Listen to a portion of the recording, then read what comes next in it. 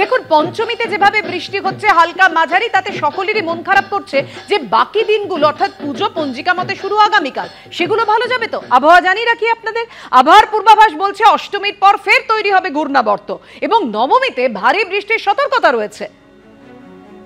আজকে কলকাতা সহ পার্শ্ববর্তী এলাকায় হালকা থেকে মাঝারি বৃষ্টির সম্ভাবনা, কাল কলকাতা সহ পার্শ্ববর্তী এলাকায় হালকা থেকে মাঝারি বৃষ্টির পূর্বাভাস।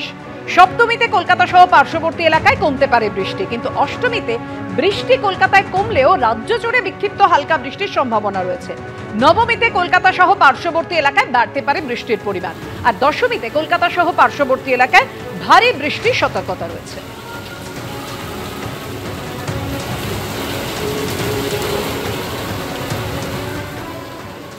যে নিম্নচাপটা তৈরি হয়েছিল বর্তমানে সেটা একটা গভীর নিম্নচাপ হিসেবে অবস্থান করছে দক্ষিণ উড়িষ্যার কাছে, এবং এটার প্রত্যাশিত গতির অভিমুখ আরও পশ্চিমের দিকে ছত্তিশগড়ের দিকে।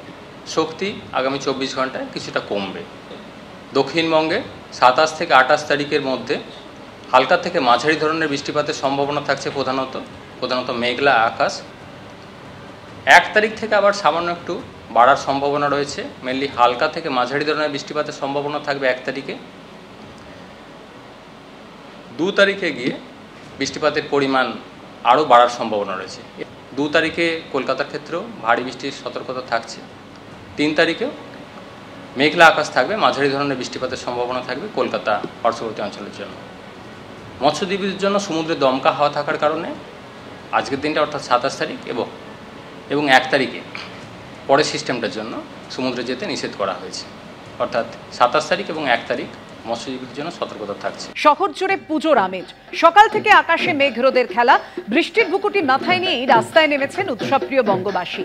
এই মুহূর্তে নিয়ে যাব আপনাদের মণ্ডপে মণ্ডপে। আমাদের সঙ্গে রয়েছেন আমাদের প্রতিনিধি রুমা পাল। রুমার কাছে শুরুতেই আসতে চাইবো, কেননা দেখুন যেভাবে পুজো শুরু হয়ে গিয়েছে অনেক আগে থেকেই মানুষজন রাস্তায় নেমে পড়েছে, আর রুমা যে মণ্ডপে রয়েছেন সেখানকার থিমের সঙ্গে আপনাদের পরিচয় করিয়ে দিই। রুমা, দেখো, গড়িয়া নবদুর্গা মিতালি সঙ্গের পুজোতে রয়েছে এবং 85তম বছরে পড়লো। নবদুর্গা মানে বুঝতেই পারছো, 9টা রূপ। প্রথমে কিন্তু যে রূপে মা রয়েছেন দশভুজা রূপ এবং মহিষাসুর মর্দিনী, সেই রূপটাই কিন্তু আগে প্রথমে দেখিয়ে দিচ্ছি। আর এখানে এই গড়িয়া নবদুর্গায় কিন্তু আরও 8টি রূপ রয়েছে, যেখানে মা দুর্গা যখন অসুর বধ করছেন তার যে বিভিন্ন রূপ, তার মধ্যে থেকে কিন্তু 8টা রূপ বেছে নেওয়া হয়েছে। এভাবে দেখছি আমরা মহিষাসুর মর্দিনী থেকে চলে যাচ্ছি মা দেবী জয়া যেখানে রয়েছেন। দেবী জয়ার সাথে সাথে রয়েছেন দেবী বৈষ্ণবী। দেবী জয়া হচ্ছেন এক মহাশক্তিশালী রূপ, যিনি অশুভ শক্তির বিনাশ করেছিলেন এবং শুভ শক্তির বিজয়ের প্রতীক। অন্যদিকে বলে রাখি যে দেবী বৈষ্ণবী হলেন ভগবান বিষ্ণুর নারী শক্তির মূর্ত রূপ। আর রয়েছেন দেবী ঘোর রূপা, উচ্ছিষ্টা চণ্ডালিনী, শুম্ভ নিশুম্ভকে বধ করেছিলেন এবং এই দেবীর মাথায় চাঁদ শোভিত। এবং তার সঙ্গে সঙ্গে আরও কিন্তু দেবী রয়েছেন দেবী শৈলপুত্রী, এবং দেবী শৈলপুত্রী পর্বতের কন্যা।